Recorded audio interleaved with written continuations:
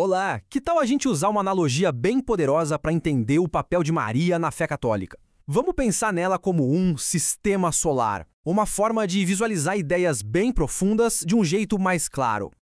Então vamos começar com essa pergunta para guiar nosso papo. Se a nossa fé fosse um sistema solar, quem seria a estrela no centro de tudo, a fonte de toda a luz e calor, e quem seriam os planetas, as luas? Essa ideia vai nos ajudar a colocar tudo em seu devido lugar.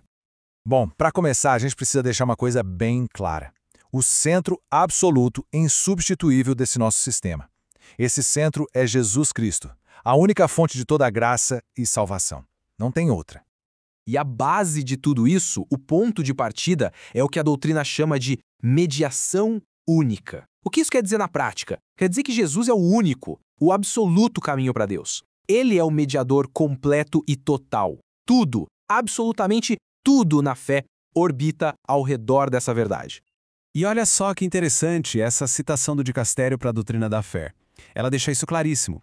Qualquer papel que Maria tenha na salvação não é algo dela. Brota de Cristo, depende de Cristo, tira toda a força de Cristo. Ou seja, não existe a menor possibilidade de competição aqui. Então, para resumir a ópera, nesse sistema solar da fé, só existe um Sol. A luz, o calor, a vida, tudo vem dele, de Cristo. E ele é único e totalmente insubstituível. Ponto final. Ok. Então, se Cristo é o Sol, onde é que Maria entra nessa história? E aqui a resposta da doutrina é muito bonita. Ela não é uma segunda fonte de luz de jeito nenhum. Ela é o reflexo mais perfeito da luz do Sol. E para a gente entender isso, a gente precisa pensar naquele título, cheia de graça. Isso não quer dizer que ela produz a graça.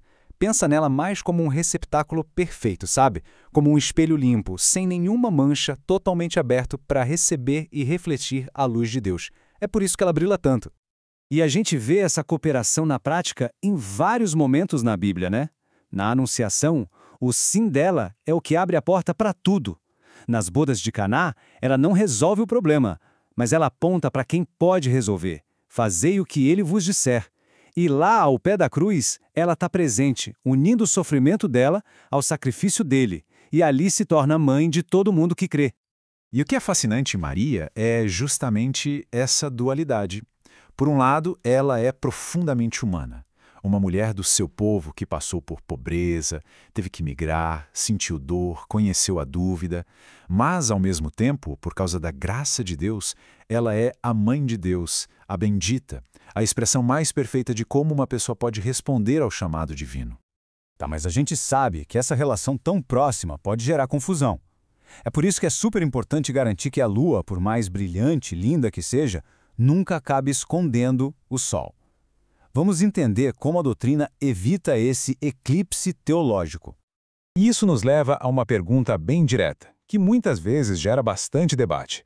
Se Maria é tão importante assim, por que a Igreja não usa oficialmente o título de corredentora? A resposta oficial é super cuidadosa e tem várias camadas. A decisão de não usar esse termo foi muito bem pensada.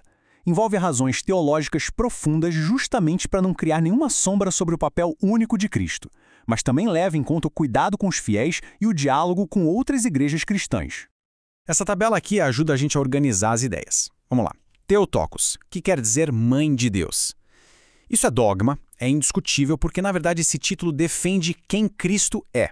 Corredentora, como a gente viu, é evitado pelo risco de confusão. E medianeira, é um título usado, mas sempre com muito cuidado, deixando claro que é uma intercessão de mãe que depende totalmente da mediação única de Cristo. Então, qual é a regra de ouro aqui? É simples.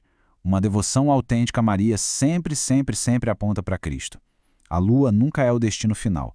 Ela é o corpo celeste que nos mostra infalivelmente onde o Sol está. Com isso bem estabelecido, a gente pode olhar com mais tranquilidade para o papel positivo de Maria. Ser essa mãe, esse modelo e guia que, com seu exemplo e sua ajuda, sempre nos leva na direção do Filho. E a tradição da Igreja está cheia de exemplos lindos disso. O título Theotokos, como já falamos, é sobre Cristo. Naquele ícone oriental famoso, a Odegeétria, ela está literalmente com o dedo apontado para Jesus. E como mãe do povo fiel, ela é o nosso protótipo, o modelo da pessoa de fé, a primeira e mais perfeita discípula. Essa imagem aqui é perfeita para a gente amarrar tudo. Pensa assim, se Cristo é o Sol, a fonte de toda a luz, a Igreja, com sua doutrina e sacramentos, funciona como a nossa atmosfera. É ela que permite que a luz do Sol chegue até nós de forma que a gente possa absorver. A própria arquitetura da fé nos guia para essa luz. E Maria? Ela é o modelo perfeito, o ícone de como cada um de nós pode se abrir para receber e refletir esse brilho. E essa reflexão não é só uma teoria bonita, não. É algo que se vive na prática. Especialmente para os mais simples, para quem está sofrendo, o rosto materno de Maria torna o amor de Deus algo palpável, próximo. É como ver a mensagem do Evangelho refletida num rosto humano e cheio de compaixão. E para a gente fechar, vamos voltar à nossa imagem do começo. A Lua não compete com o Sol, ela não briga pelo céu durante o dia. Ela tem o seu próprio reinado, que é na escuridão, nas nossas noites de dúvida e dificuldade.